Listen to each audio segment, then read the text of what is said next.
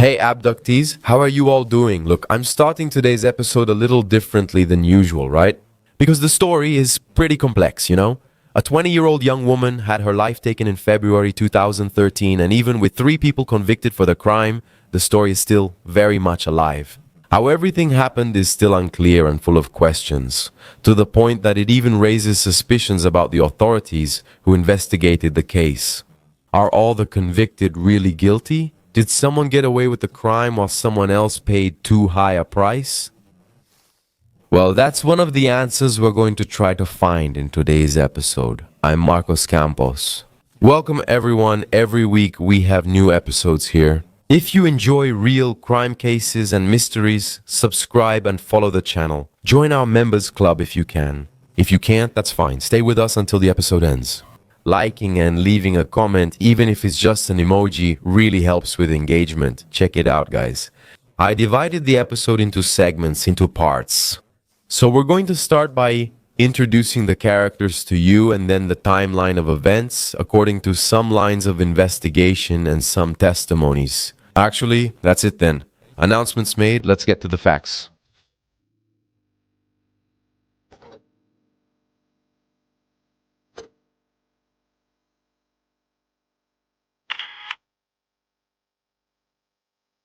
Nelly Karina Del Pozo Mosquera was born in Quito, Ecuador, on October 14, 1993.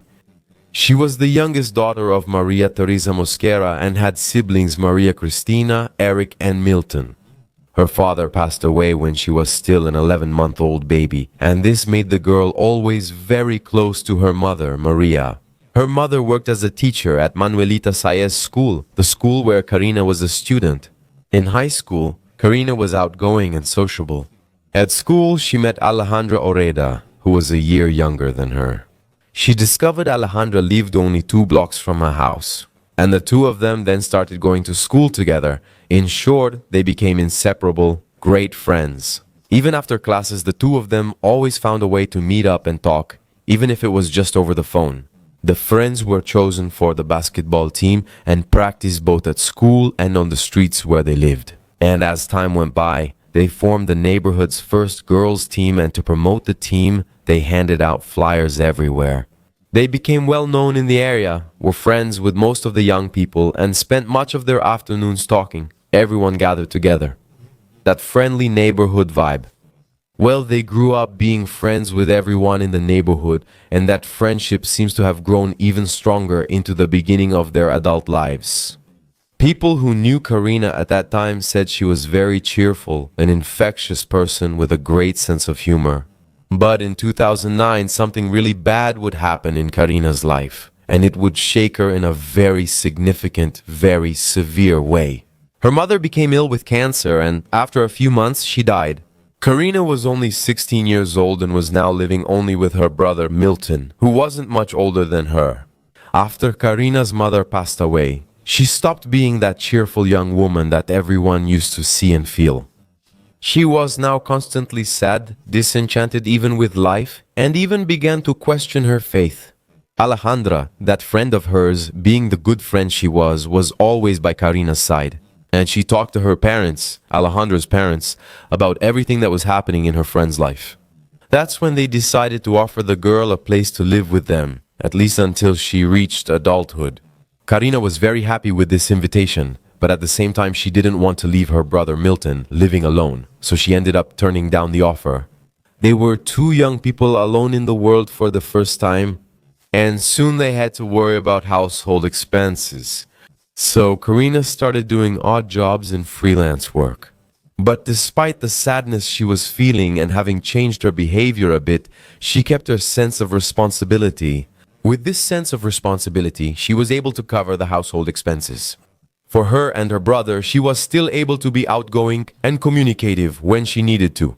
And in this way, she was able to get jobs as a sales promoter or even as a model at some events. But of course, with all this internal stress she was going through, doubts and anxieties from a sudden start to adult life, she ended up putting her studies aside.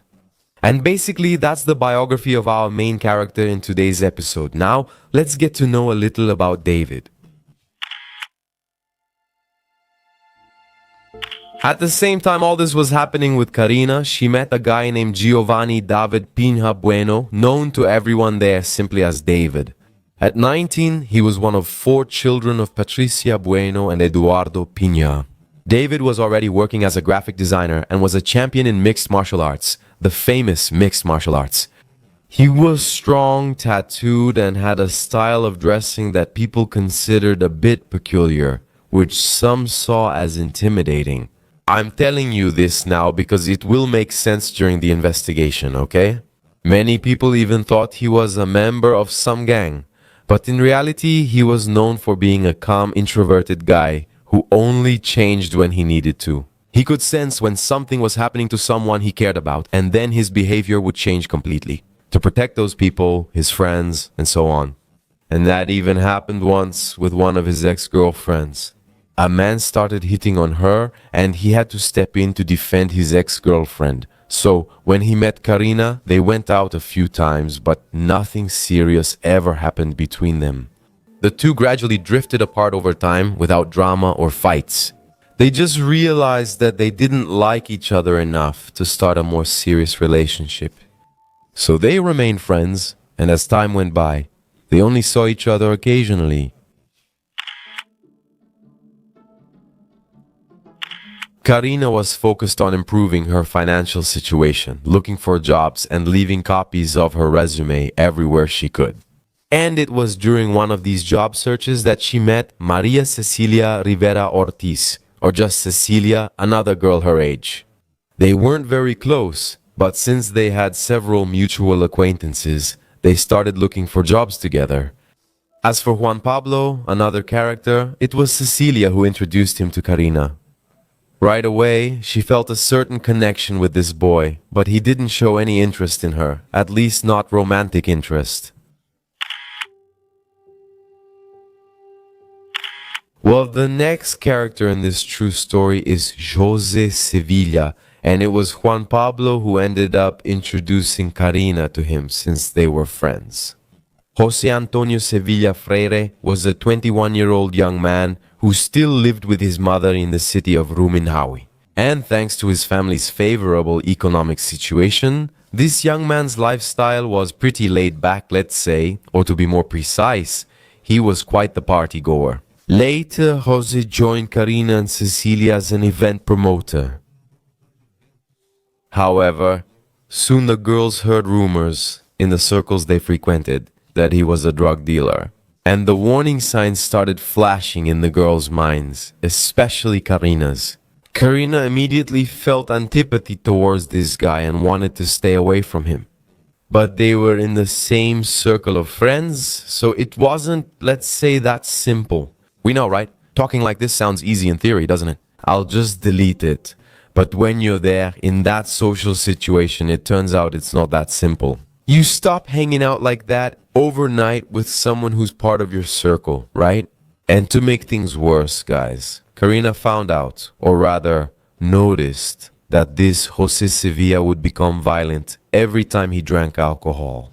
More than he should, you know, and he used to get into fights, also in nightclubs. In those fights, almost always, he was with his best friend Manuel Gustavo Salazar Gomez, who was a year younger than him. So let's get to know this Manuel a little bit. Manuel Salazar studied at the University of San Francisco de Quito and lived in the El Dorado neighborhood in the city center. However, he often spent more time at Jose's house than at his own. As I said, all the people I've introduced so far used to go to almost the same places, the same social circles. Although Karina didn't know those two very well, meaning Manuel and Jose, she knew they weren't exactly anything special. They weren't very trustworthy. In other words, guys, all the characters in the story so far are the ones I've introduced to you. Now we're going to the second part of the plot. But I wanted to emphasize that they were all very young. Karina, a calm person living with her brother, had big losses in her life, right? Her mother, after her father's death, living with just her brother forced her into adulthood quickly. Still, she stayed focused and clear. But she couldn't break free from this social circle that, almost by chance, she found herself a part of. And there lies one of the links in the chain of the story that we are about to discover from now on.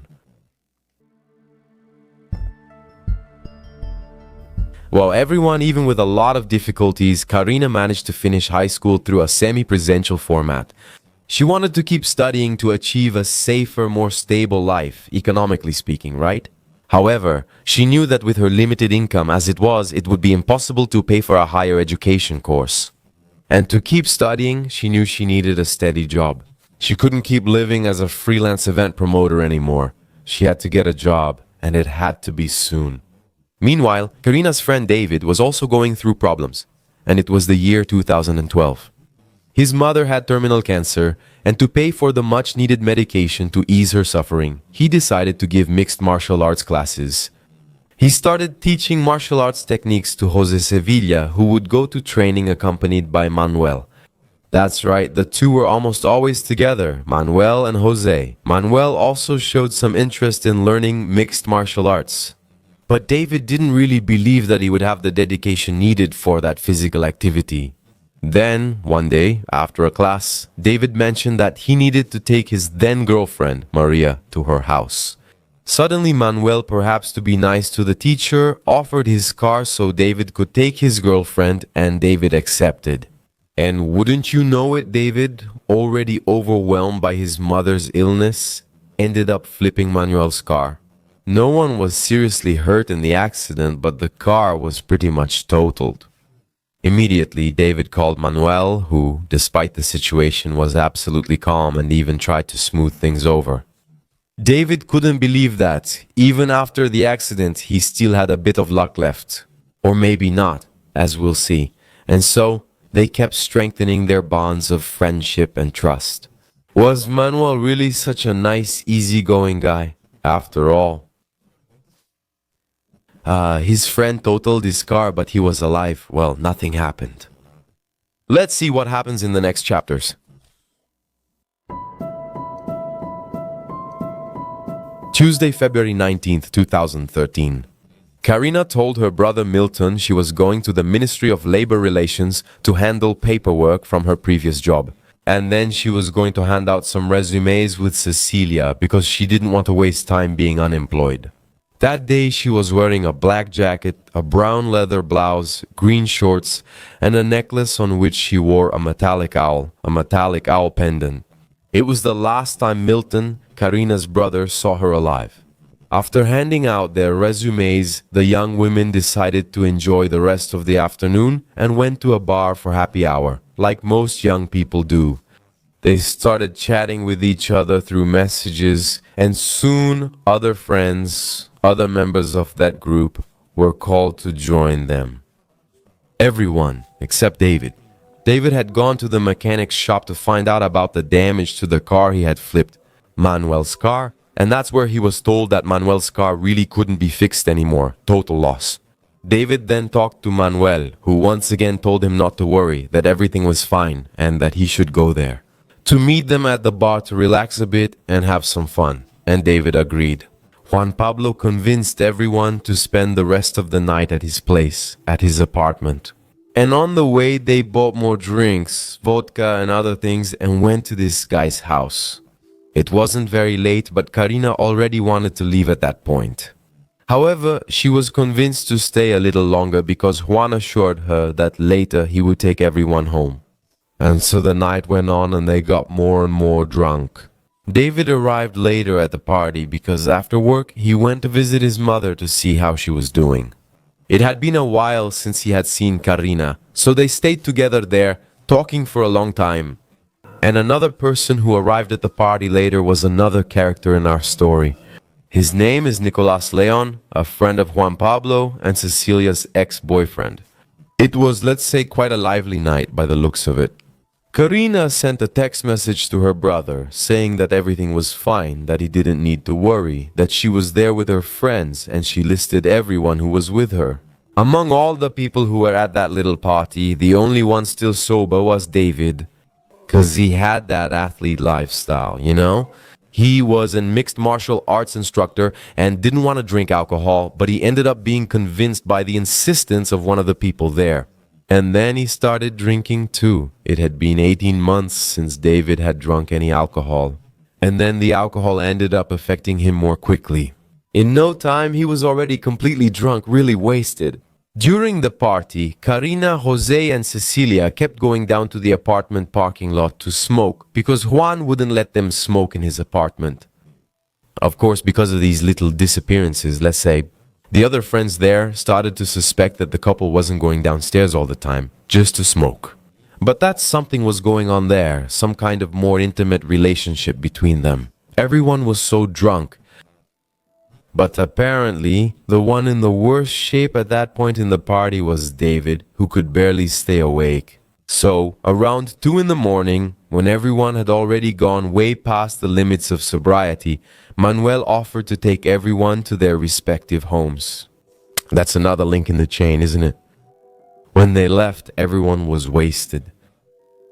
Who's gonna drive, right? In all that mess, everyone agreed without really understanding what was going on, because like I said, they were pretty drunk.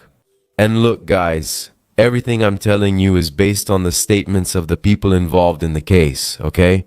The following part is based not only on these statements, but also on evidence from the case files and the global positioning system records from Manuel's car. The first one to be dropped off at home was Cecilia, who even invited Karina to come down with her, maybe to stay at her place. But her friend wanted to go home, so Karina used that moment. The car was stopped to ask Manuel to drop her off at home first, and then the other friends. But Manuel told Karina it would be a little out of the way, right? Out of the route he planned to take to her house and then come back to drop everyone else off. So he followed the route he had in mind. And so in about 15 minutes, Manuel dropped Nicolas off at his house. Manuel and his co-pilot and best friend Jose. Remember those two? They were always together. They decided it was time to drop off David, who was supposedly sleeping soundly in the backseat of the car, right next to Karina, who was also supposedly asleep. Pay close attention to this part. Manuel had barely stopped the car in front of David's house when he got out without saying a word and kind of went inside. That's based on the statements, okay? Very well. On David's cell phone, there's a record of a call from his girlfriend. That was around 3 o'clock in the morning. Now in the car, there were only the two friends, Manuel and Jose, and Karina, who, as I said, was sleeping in the back seat. As I said, well, not me, right? As they said in their statements. The car went to a rural neighborhood known as Llanotico, in the northwest of the city of Quito. Well, the two of them took Karina out of the car and led her to a more isolated area, a ravine there in the middle of the woods. There they abused the young woman and in the end beat her on the head until she lost her life. They then covered the young woman's body with some branches and leaves and left. Manuel, for some reason never explained, kept Karina's phone with him. On the morning of February 20th, 2013, Milton, Karina's brother, noticed that his sister hadn't come home. Of course, he tried to contact her but without success. Milton knew his sister very well and knew that something was wrong, very wrong, because she was a trustworthy, responsible person. She wouldn't just disappear without any sign of life, without saying what was going on. He then tried to contact the friends who were with her the night before, but he couldn't find out anything. The next day, Milton reported his sister's disappearance. As I said at the beginning of the episode, Karina was a person who was very loved by everyone who knew her.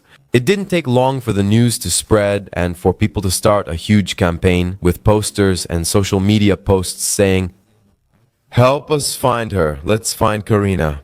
From that moment on, an official investigation would begin, and it was Vicente Reynoso who would lead this investigation into what was, up until then, a missing person case.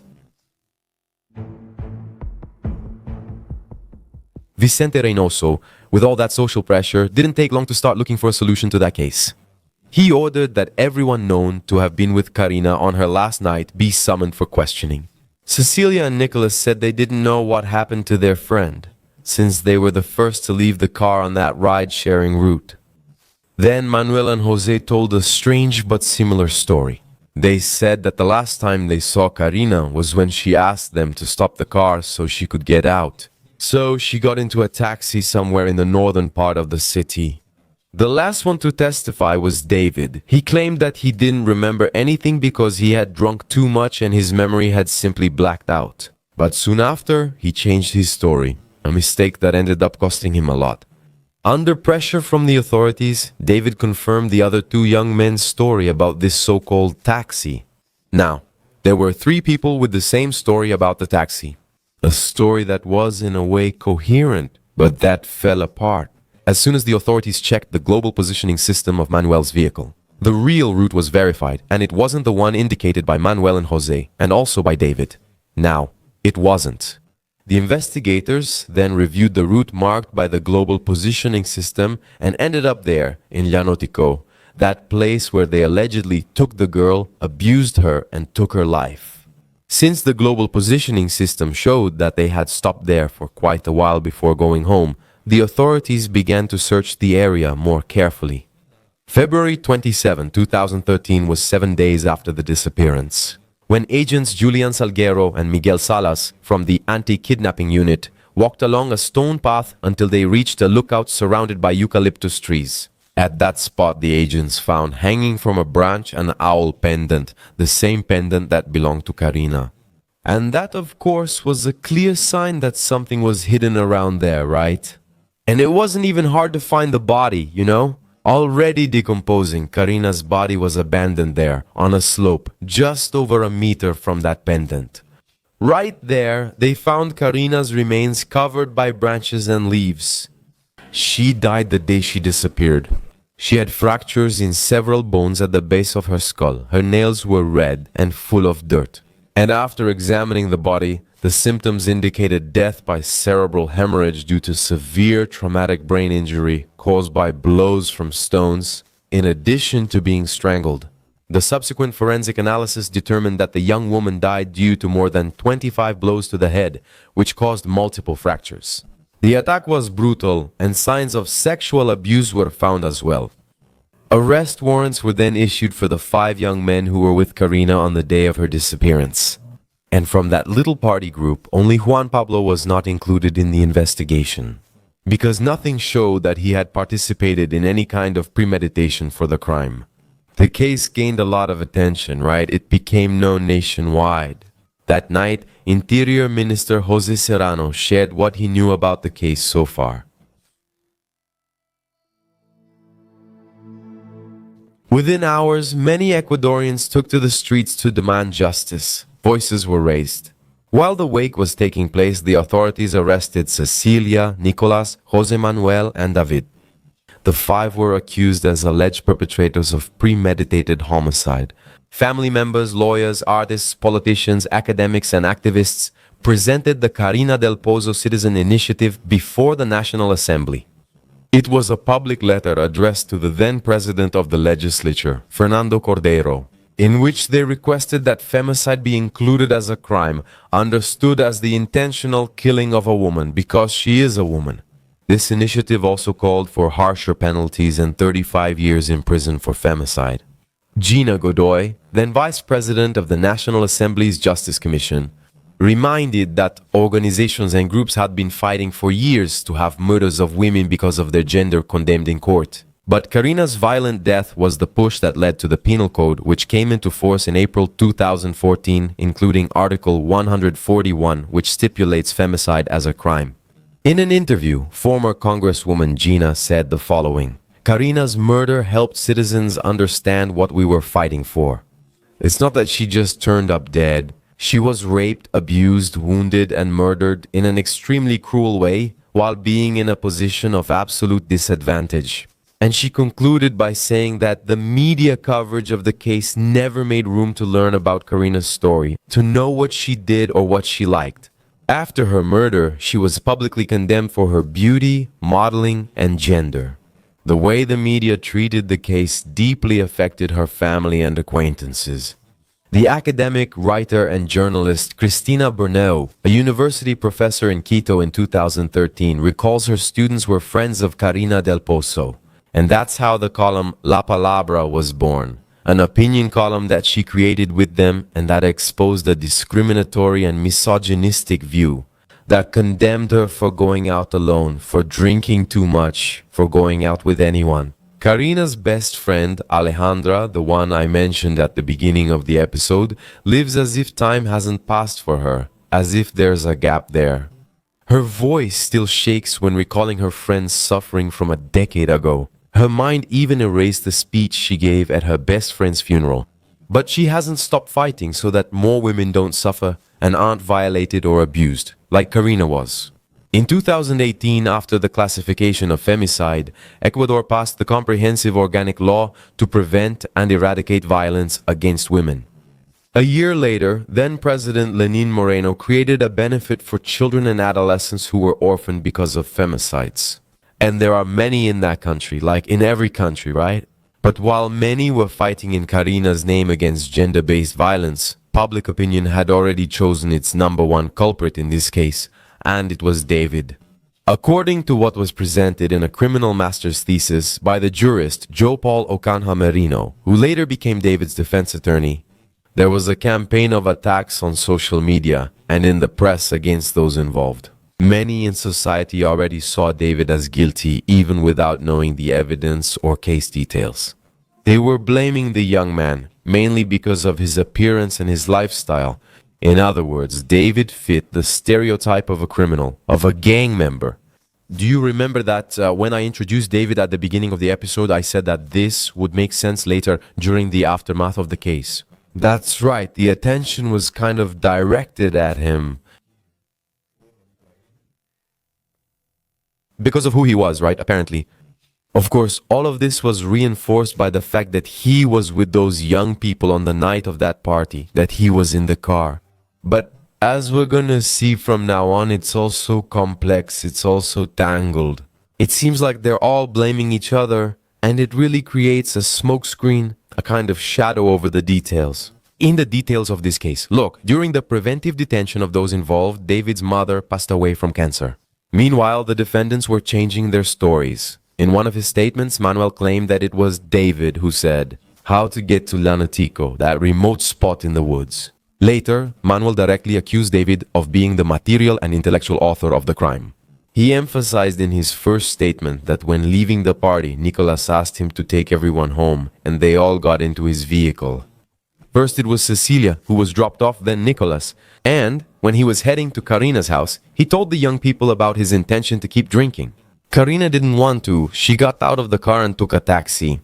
In another testimony, however, it was stated that after dropping Nicolas off at his house, David, who had already kissed Karina, led everyone to a place where they could keep drinking. Meanwhile, David was touching Karina. They were in the back seat of the car, and even though she was drowsy, she tried to stop him. When they arrived at that place, the young woman woke up and got out of the vehicle. David followed her. Manuel and Jose, the good friends, didn't get out until they heard some screams. They went to see what was happening and, as they got closer, heard David yelling at Karina. Seeing what was happening, they went back toward the vehicle while they heard Karina begging for her life. So Manuel said he went back there to see what was happening. And the young woman was on the ground crying, and David asked him to kill her. In other words, David asked Manuel, everyone is involved here, right? He then went to Karina, somewhat agreeing to David's proposal, who was very drunk, you remember, right?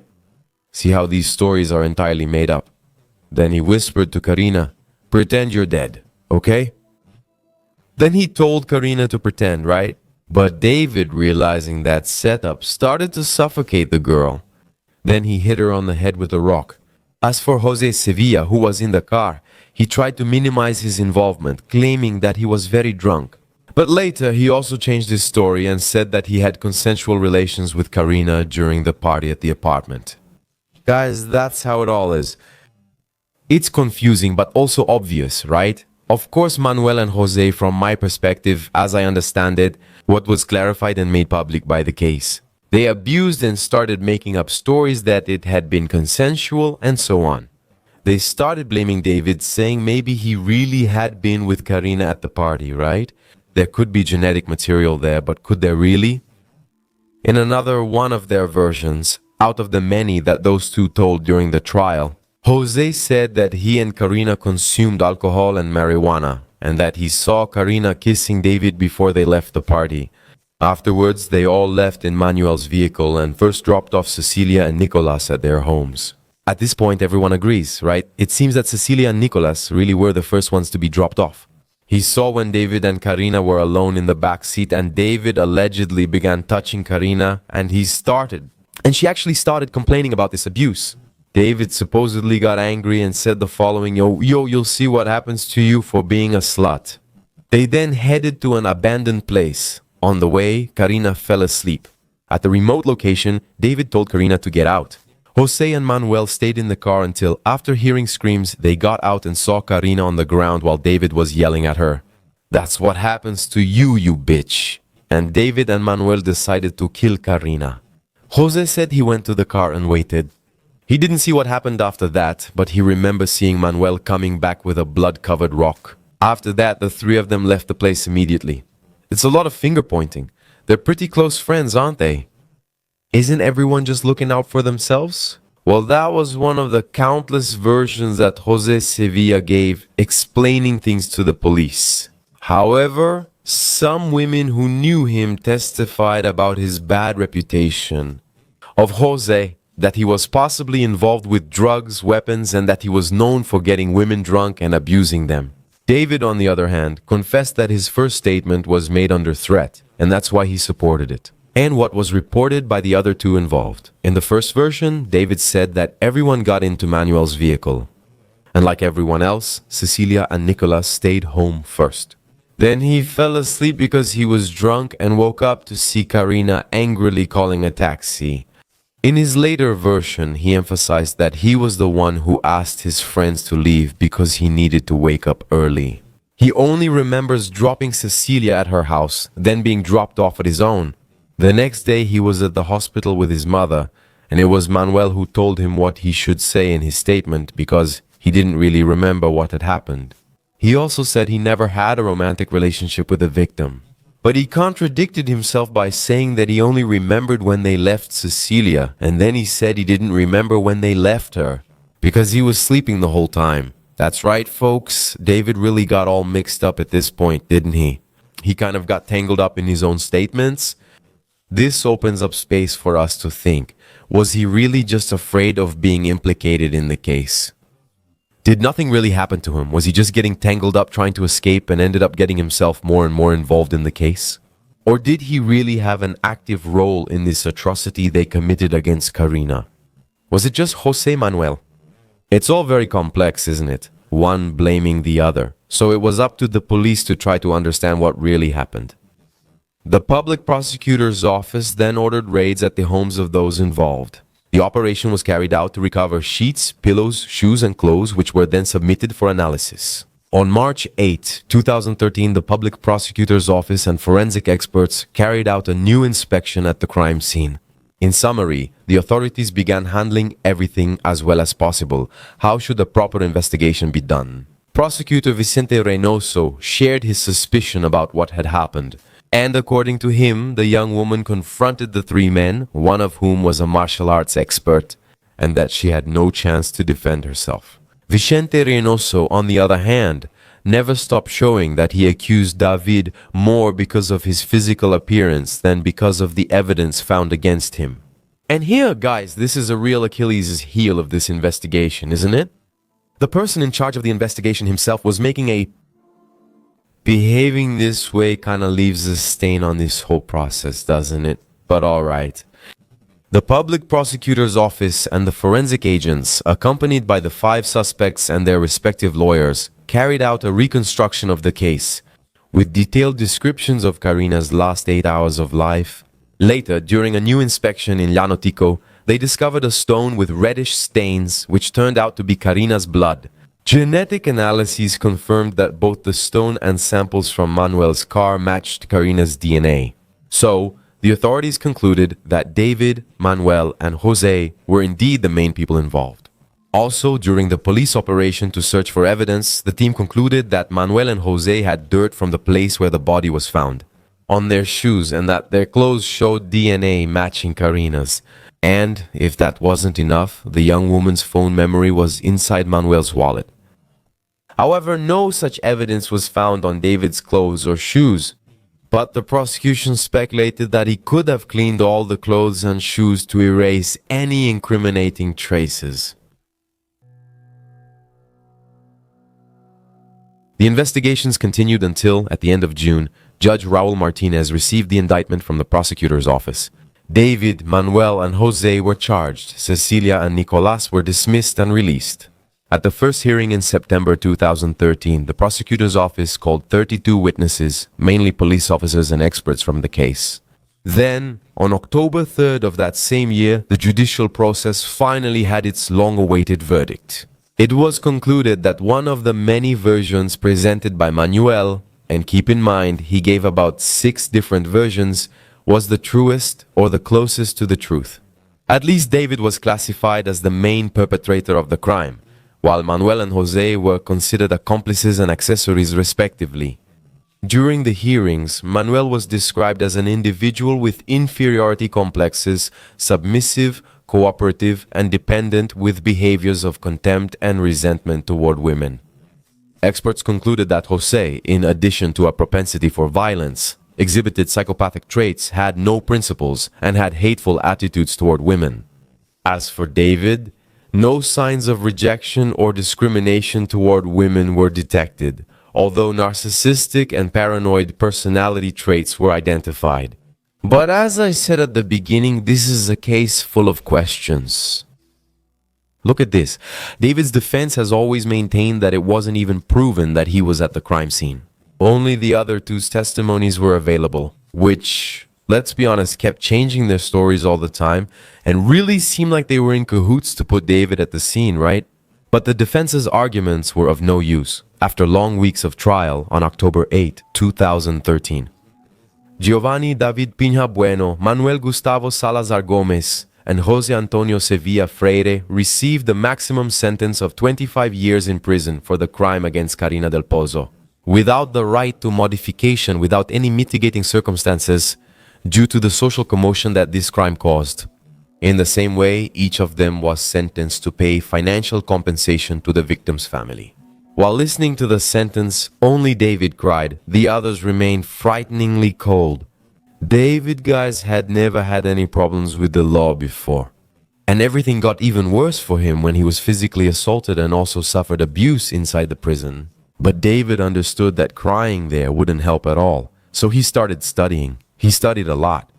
David and his lawyer, Joe Paul Ocanha Marino, began an incessant fight to prove his innocence. The first appeal was rejected in January 2014 because it was considered untimely. In other words, they filed the appeal after the deadline, okay? Meanwhile, Karina's family continued their fight, a fight for all Ecuadorian women. Together with several women's rights organizations, in August 2014, Karina's death took on a new meaning.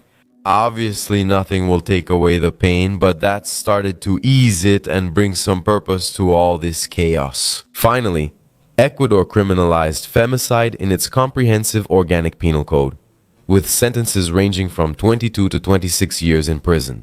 Did Karina's death actually change women's situation in that country? While Ecuador was evolving judicially and morally, David was dedicated to his freedom. He studied law and was constantly seeking justice. In March 2017, they filed the first appeal for review, claiming that he had been convicted based on documents, false witnesses, or malicious or misleading expert reports. But a year later, the National Court of Justice did not admit this appeal, but they didn't give up. David and his lawyer insisted on the request for review. And on January 14, 2019, David went to the Constitutional Court, where he filed an extraordinary protective action regarding the refusal of justice, since it was the second request for review. In their arguments, they indicated that the National Court violated his constitutional rights to effective judicial protection. Judge Agustin Grijalva reviewed the case and on June 16, 2021 confirmed there was indeed a violation of David's rights, and therefore he accepted the extraordinary protection action. After the decision, the National Court's refusal was rendered void, and it was now up to his court, the court of that judge, to rule on the appeal for review. At that time, David's lawyer said he would present 13 new pieces of evidence, which meant he would request the inclusion of studies conducted by new experts in genetics, criminal investigation, technology, and criminal psychology. During all this, David earned his law degree and at the same time worked in the prison cafeteria. But his dedication, his decision not to give up finally paid off. On May 23, 2023, a hearing was held. And after serving 10 years and 3 months in prison, it was determined that he could be released from prison under a pre-release agreement with some conditions he would have to meet. Among them, he must report to a court branch from time to time and also submit psychological reports periodically. But what about you guys? What do you think? Did David help in this crime? Did he take part? Was he the perpetrator? It was a completely savage, treacherous crime. Is he really involved in all these events? Share your opinion in the comments, but it's not over yet. Karina's life was very short and taken away in a cowardly, abrupt way. Her death prompted femicide's inclusion in Ecuadorian law and spurred a major debate on the issue. The case of Karina Del Pozo is discussed and will continue to be for many, many years, not only in academic circles due to the questionable actions of the justice system, but also in the streets inside the homes of Ecuadorians. Because it generated enormous social repercussions, giving a voice to those who previously had no one to turn to for help. That's why, in a way, despite the great sadness, the great shock, Karina's death really, it awakened a purpose in the citizens of Ecuador. In a way, her death wasn't in vain if you think about it like that, because she caused all this commotion and a new law that aims to ease all the suffering of women and severely punish those cowards who commit femicides is there in effect to this day. But I want to know your opinion about everything I've told you.